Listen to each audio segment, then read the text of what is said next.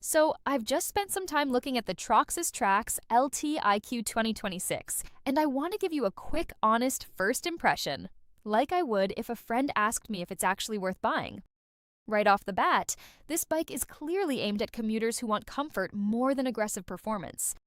You've got that upright riding position, wide handlebars, and a really relaxed city cruiser feel. It's not trying to be a speed machine, and that's important to understand before you judge it. One of the most interesting things here is the Smart Assist system.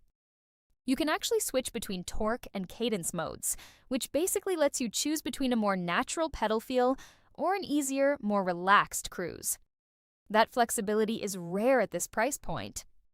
On the downside, don't expect huge power. The motor is more about smooth, steady riding than fast acceleration or steep hill climbing. It gets the job done, but it won't wow you off the line.